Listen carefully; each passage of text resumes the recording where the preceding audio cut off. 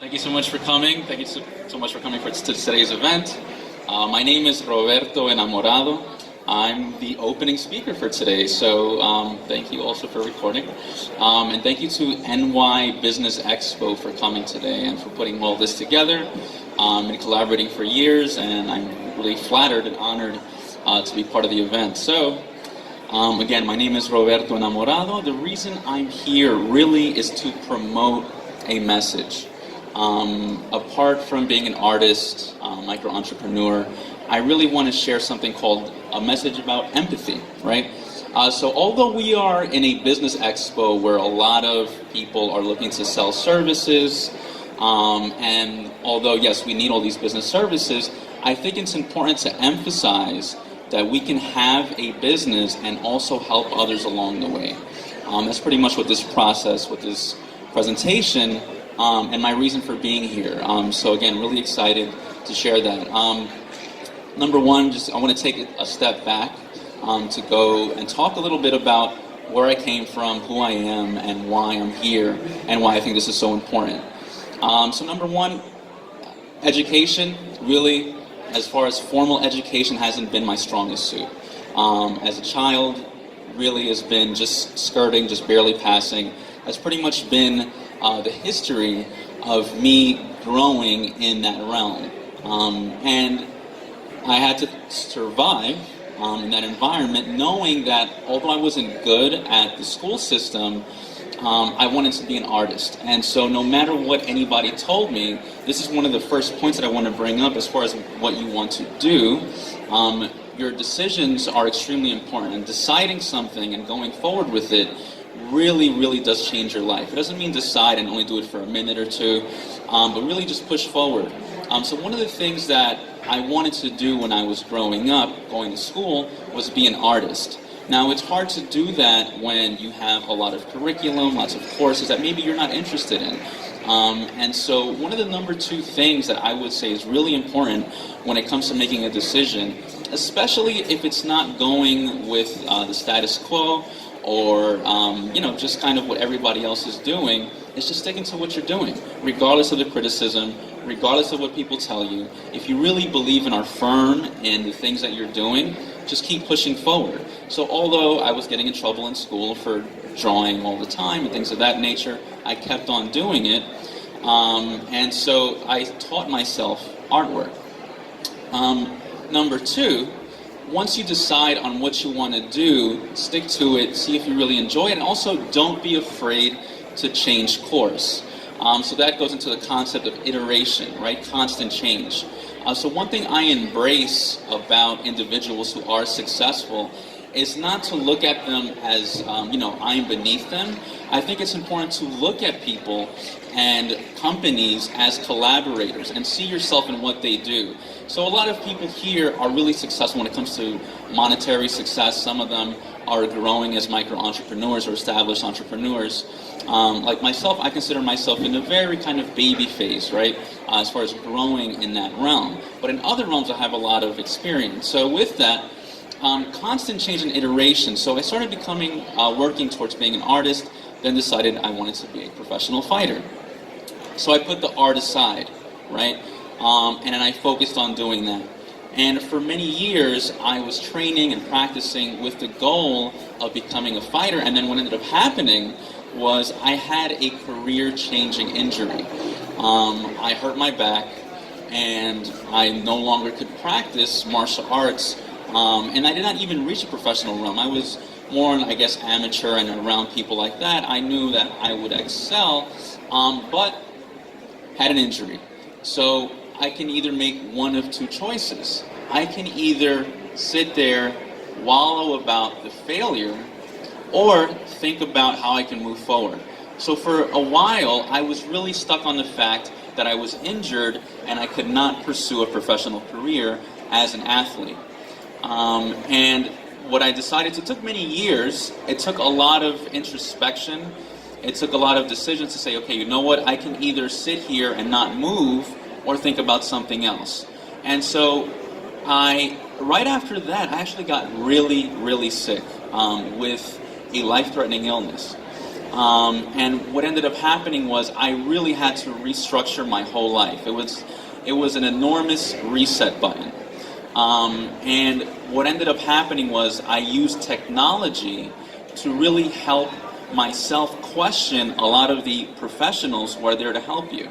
And with the technology, with my own decision to say, hey, you know what, I want to live, I want to keep on growing, whether it be professionally, personally, and number one, growing in your health, taking care of yourself, because pursuing a lot of, whether it be monetary success, personal success, is going to become irrelevant if you don't have your own personal well-being, whether it be mental well-being, financial well-being, but even before financial, I would say your own personal health would be number one.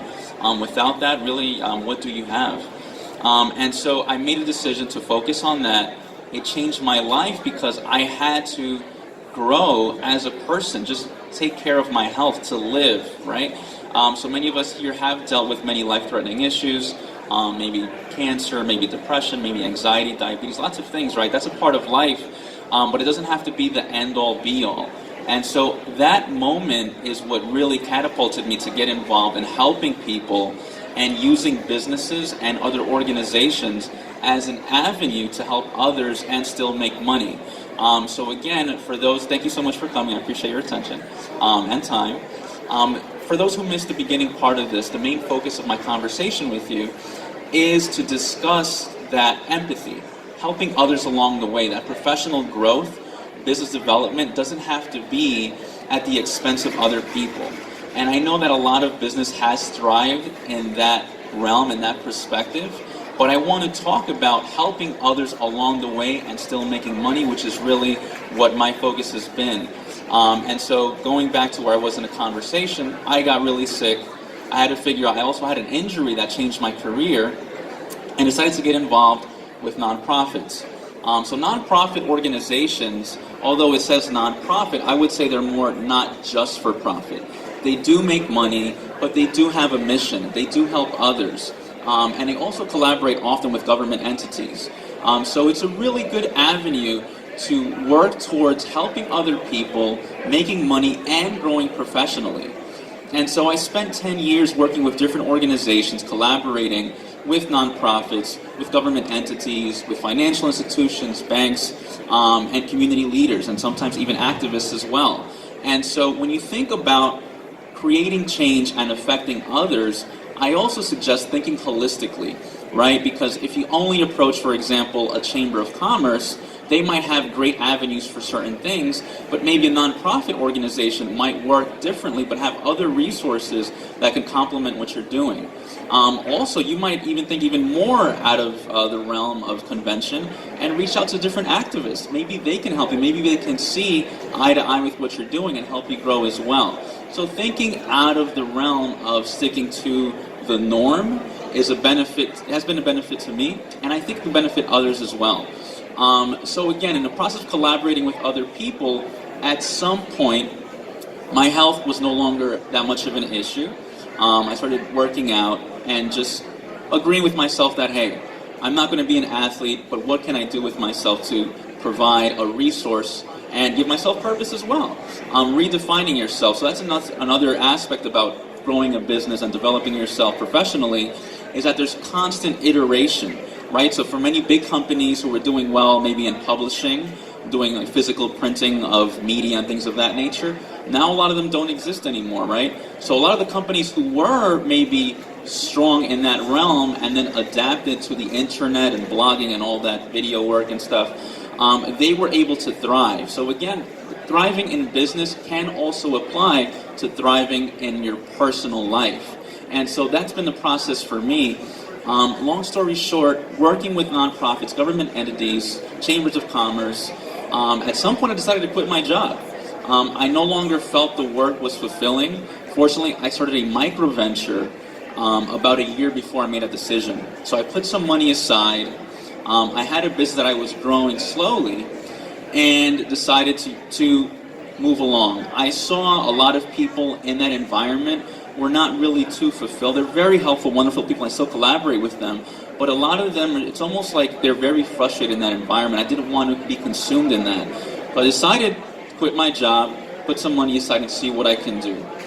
It led to a lot of stress. I will say it's not exactly a happy, everything was a walk in the park story.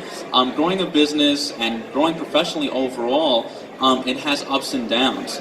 And one of the things that comes with that, with growing professionally, growing personally, and growing as far as personal health, is that there's going to be ups and downs. So even if you are an athlete, there's going to be injuries, right? Even though you're a business owner or a business professional, it's going to be times where you make mistakes.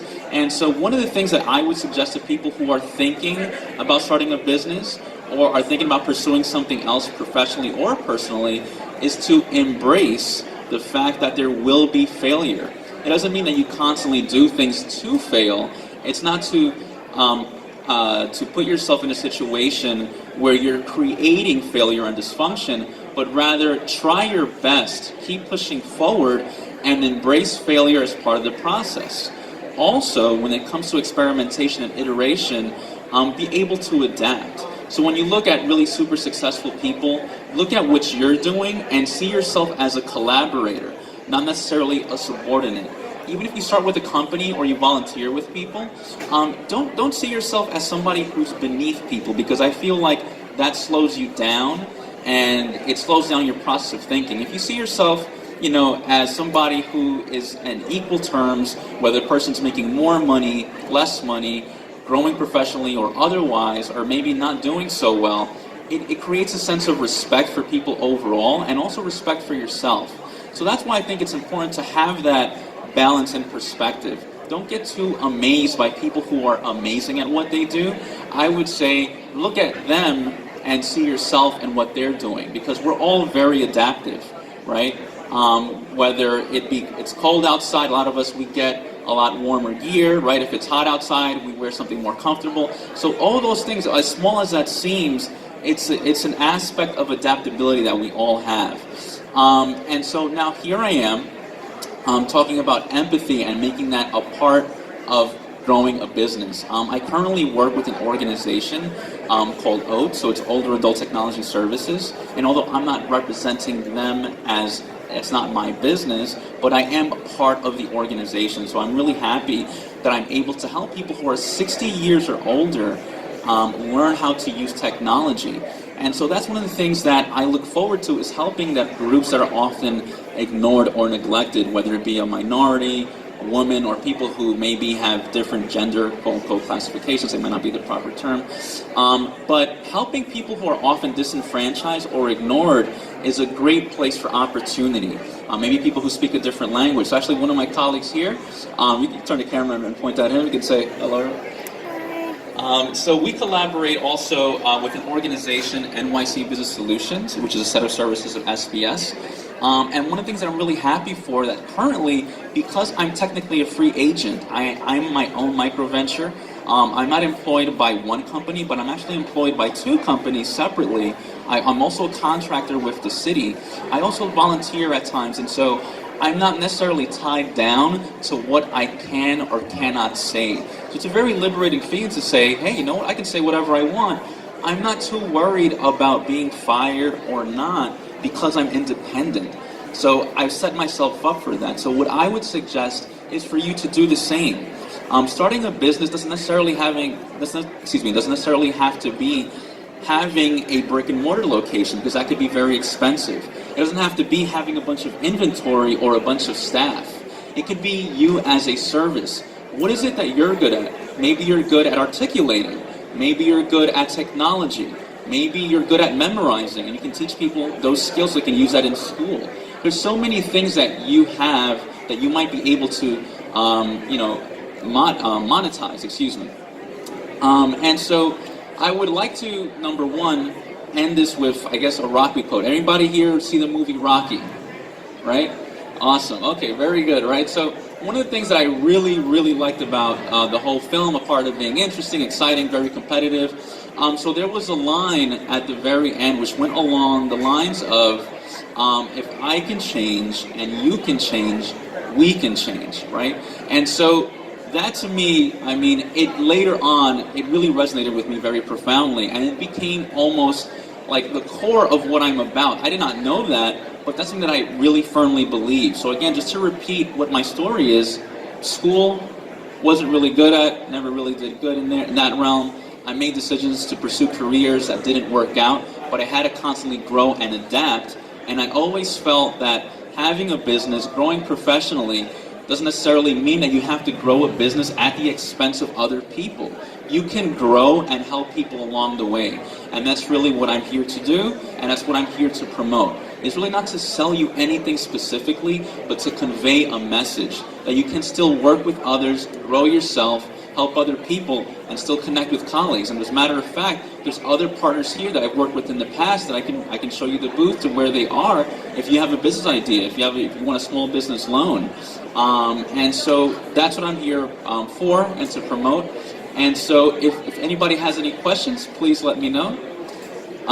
Otherwise, thank you so much for your time. If you do want to connect with me, my name is Roberto Enamorado. I also have an alias, Robertoinlove.